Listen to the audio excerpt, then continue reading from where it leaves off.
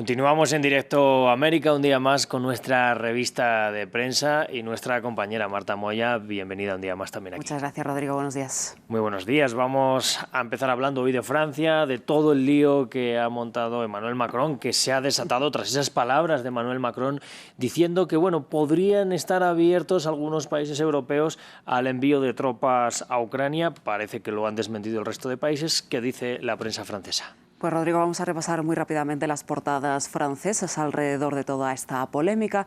Hemos destacado 4 de ellas, aunque está prácticamente en todas. Empezamos por Liberación, que titula este miércoles "Tropas en Ucrania, Macron en terreno minado". El presidente francés endureció su discurso contra Putin, aunque sus aliados, dice este periódico de izquierdas francés, sus aliados occidentales no siguieron su ejemplo. Por otra parte, Le Figaro titula este miércoles "Macron aislado en Europa". Encontró tanto la desaprobación fuera como la desaprobación dentro de Francia. En un editorial destacado también en esta portada de Le Figaro, titula "A la guerra", y un párrafo del mismo dice: "El presidente se puso la capa de jefe de guerra erguido frente a Putin, pero lo hizo sin tropas ni municiones, un poco como cuando convocó a la coalición antiestado islámico frente a Hamas, pagando con palabras". Por otra parte, La Croix titula este miércoles "Macron levanta un tabú", y en su editorial un poco más macronista dice que, no obstante al shock de las palabras,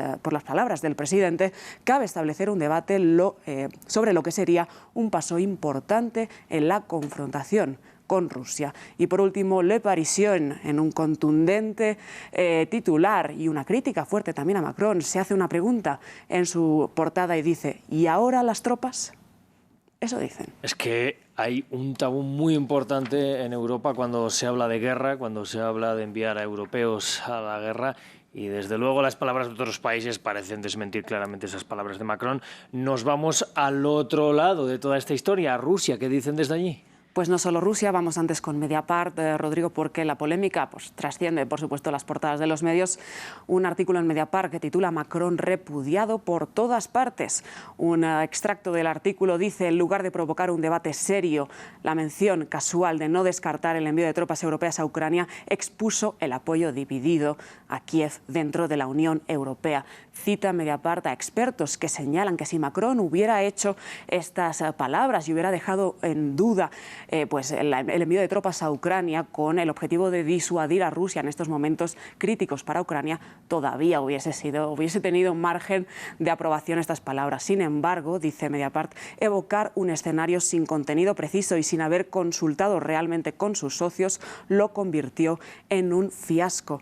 El presidente tampoco matizó qué países estarían de acuerdo con esas palabras y se puso en jaque, dice Mediapart, la credibilidad del Elíseo con las reacciones de jefes de estados de la Unión Europea en contra y también de la oposición. Y por otra parte hemos destacado el Komsomolskaya Pravda, un tabloide ruso muy afín a Vladimir Putin, que se pregunta, si las palabras de Macron son una farsa política o una amenaza real para Rusia. Coinciden los expertos y analistas consultados por el medio que más bien lo primero, una farsa política, ya que coinciden en que Macron quiere erigirse como líder de la Unión Europea después del debilitamiento de Alemania, que busca también agrandar los problemas externos para sacar el foco de sus problemas internos en Francia, y que, como ocurrió, nadie de peso dentro del bloque comunitario respaldó esas palabras que de facto, dijo el portavoz del Kremlin, Peskov, hubieran supuesto una guerra abierta entre Rusia y la OTAN.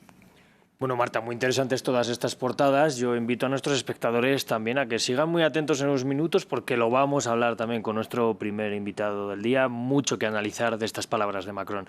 Vamos ahora a cambiar a Estados Unidos. Ayer hubo primarias en Michigan, ganaron Joe Biden y Donald Trump, pero los medios destacan una posible guerra abierta también dentro del Partido Demócrata, la de los delegados no comprometidos frente a Joe Biden. ¿Por qué, Marta? Pues, Rodrigo, hemos destacado 2 portadas la de Político, dice: este miércoles Biden ganó en Michigan, pero no con el suficiente margen como para calmar la angustia demócrata.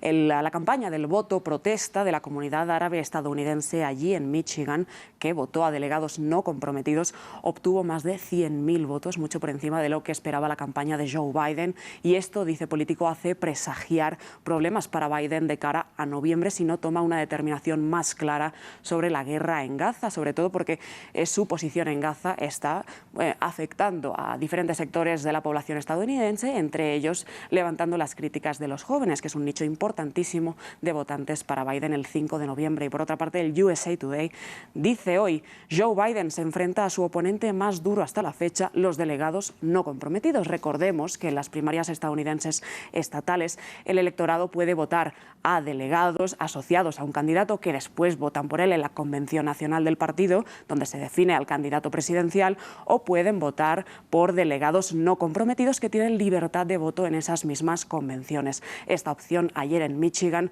en las primarias demócratas, obtuvo cerca del 15% de los votos, por tanto, problemas para Biden.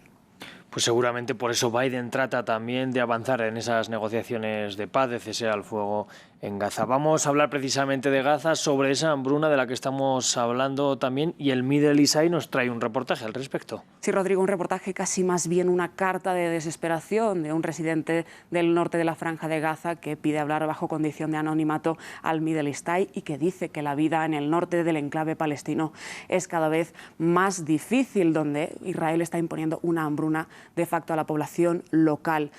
Dicen los residentes locales que levantarse cada día solo tiene un objetivo, y es encontrar algo para comer. La escasez de alimentos es total, ya apenas se encuentra sal, azúcar o arroz, y lo poco que se encuentra está a precios desorbitados. Dice este reportaje que un kilo de arroz cuesta alrededor de $22, una barbaridad. Un extracto de este reportaje dice: hace unos días llegaron alrededor de 800 sacos de harina para unas 700.000 personas. Eso implica una bolsa de harina para cada 1.000 personas. Si no llegan alimentos, dice este reportaje del Middle East Eye, se prevé una masacre masiva por inanición en las próximas semanas. Y una frase que me ha marcado mucho en este reportaje dice, citando al residente gazatí: he olvidado por completo a qué sabe la comida.